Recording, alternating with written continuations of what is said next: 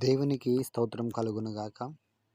ఈరోజు దేవుని వాగ్దానం అనే శుభ కార్యక్రమమునకు మమ్మల్ందరినీ కూడా ప్రేమపూర్వకంగా ఆహ్వానిస్తూ ఉన్నాము.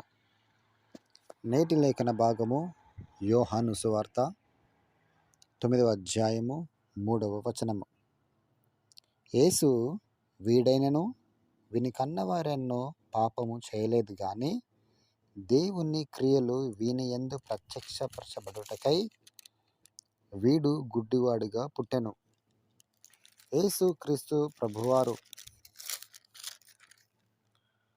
ఆయన మార్గంలో పోచుండగా పుట్టుగుడ్డివాడైన ఒక మనుష్యుడు కనబడ్డాడు. అప్పుడు శిష్యులు అడుగుతా ఉన్నారు యేసుక్రీస్తు ప్రభువారిని, అయ్యా, వీడు గుడ్డివాడుగా పుట్టుడు గల కారణము వీడైనా వీని కన్నవారైన పాపం చేశారా అని చెప్పేసి అడిగినప్పుడు యేసుక్రీస్తు ప్రభువారు తన శిష్యులతో చెప్పిన మాట ఏమిటంటే, దేవుని యొక్క క్రియలు ఈ మనుషుల ద్వారా బయలుపరచబడడానికి గుడ్డివాడిగా పుట్టడము జరిగింది అని. ఒక మనిషికి ఒక కష్టం వచ్చిందంటే, నష్టం వచ్చిందంటే చేసిన క్రియ ఫలముల ద్వారా అని చెప్పేసి సహజంగా అనేకులు అనుకుంటారు. కానీ అన్నీ ఆ రకంగా ఉండేటువంటి కావు. కొన్ని సమస్యలు, ఇరుకులు, ఇబ్బందులు, వ్యాధులు, బాధలు, నిందలు, అవమానములు, వ్యతిరేకతలు, ఒంటరితనము, అణగారిపోయినటువంటి జీవితము, మనం ఎంతగా ప్రేమించినను కూడా మనం ప్రేమించేటి వారు మనల్ని దూరం పెట్టడము, ఎగతాళి చేయడము, చులకనగా చూడటము, ఇవన్నీ కూడా మనకు జీవితంలో దేని కొరకు అంటే ప్రభు యొక్క నామము మన ద్వారా మహిమ పరచబడడానికి మాత్రమే. దేవునికి స్తోత్రం కలుగునగా. ఇక్కడ కూడా ఇక గుడ్డివాడు దేని కొరకు అతనికి జన్మించడం జరిగిందంటే ప్రభు యొక్క మహిమ గల క్రియలు ఈ వ్యక్తి ద్వారా బయలుపరచబడ్డానికి. దేవునికి స్తోత్రం. ప్రియ దైవజనమా, ఈరోజు నువ్వు ఎదుర్కొనే ప్రతి సమస్య కావచ్చు, యుద్ధ పోరాటము కావచ్చు, ఆర్థికమైన సంక్షోభాలు కావచ్చు, అప్పుల ఊబిలు కావచ్చు, ఉద్యోగంలో రాణించలేకపోవడం కావచ్చు, వ్యాపారంలో ముందుకు వెళ్ళకపోవడం కావచ్చు, ఎన్ని మందులు వేసుకున్నా కానీ తీరని వ్యాధి గలవారిగా నీవు ఉండొచ్చు. ఎంత డబ్బు ఉన్నప్పటికీ కూడా శాంతి సమాధానము లేక నీవు ఉండొచ్చు. నాన్న వారందరూ కూడా నీ పక్కనే ఉన్నా కూడా నువ్వు ఒంటరిగా నువ్వు మిగిలిపోవచ్చు. కానీ ఇవన్నీ కూడా దేని కొరకంటే ఒక సమయం రాబోతా ఉంది. ఆ సమయంలో ప్రభువు నామం మహిమపరచబడబోతా ఉంది. ఎట్ ది సేమ్ టైం నీవు ఘనపరచబడబోతా ఉన్నావు. ఆమేన్. ఆ గుడ్డివాడు గతించిన సంవత్సరములన్నీ కూడా భయంకరమైన అంధకారం బ్రతికాడు. కానీ ఎప్పుడైతే యేసుక్రీస్తు ప్రభువారు ఆ మార్గంలో పోవడం జరిగిందో వాడి దశ తిరిగిపోయింది. దేవునికి స్తోత్రం కలుగునుగాక. అంతకాలంగా అంధకారంలో మునిగిపోయినటువంటి ఆ యవ్వన కుమారుడు యేసుక్రీస్తు ప్రభువారు రాగానే బైబుల్ చరిత్రలోకి ఎక్కడం జరిగింది. దేవునికి స్తోత్రం కలుగునుగాక.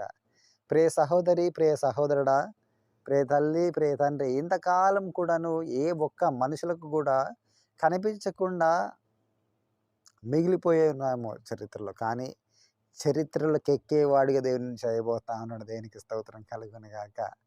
అనేకమైన నోళ్ళలో నిన్ను నానింపజేయబోతా ఉన్నాడు. దేవునికి స్తోత్రం కలుగునుగాక. నీ యొక్క దశను దేవుడు మార్చబోతా ఉన్నాడు. దేనికి స్తోత్రం కలుగునుగాక. ఆయనను ఏర్పరచుకున్నాడు ఆయన మహిమ పరచబడ్డానికి. ఆయన నేను ఒక సాధనంగా చేసుకున్నాడు. దేవునికి స్తోత్రం. నువ్వెంత భాగ్యవంతుడు అంటే, నువ్వెంత గొప్పవాడివంటే అది నీకు ముందున్నటువంటి కాలం తెలుస్తూ ఉంది. ఈరోజు నువ్వు బాధపడవచ్చు నీకున్న స్థితిగతిని బట్టి. కానీ ప్రభు నిన్ను ప్రేమిస్తూ ఉన్నాడు. నీకంటూ ఒక ప్రత్యేకమైన స్థానం ఇవ్వాలని ఆశపడుతున్నాడు. కాబట్టి ఈరోజు నువ్వు ఒక కష్టంలో, ఇరుకులో, ఇబ్బందులో, లేమిలో, నిందలో, అవమానములో కూరుకుని ముందుకు పోతా ఉన్నావు. ఇది నీకు కష్టం కాదు సుమా, ఇది నీకు ఘనత. గుడ్డివాడు కూడా అనుకోవచ్చు, నాన్న వాళ్ళందరూ కూడా అనుకోవచ్చు, వీడు ఏ జన్మ ఏ పాపం చేశాడో, తల్లిదండ్రుల పాపం వీడు పట్టిందేమో, అందుకే వీడు ఈరోజు జన్మించాడని, కానీ వాడు ప్రభు మహిమ కొరకు పుట్టడం జరిగింది. దేవునికి స్తోత్రం. నీవు కూడా ప్రభు యొక్క మహిమ కొరకు పుట్టడం జరిగింది. దైవజనమా, సంతోషించి గంతులు వేసే సమయం ఇది. ఆనందంతో, ఉత్సాహంతో ప్రభుని స్తుతించేటువంటి సమయం ఇది. దేవునికి స్తోత్రం. నాకు చాలా సంతోషం వేస్తుంది ఇక వాగ్దానం బట్టి.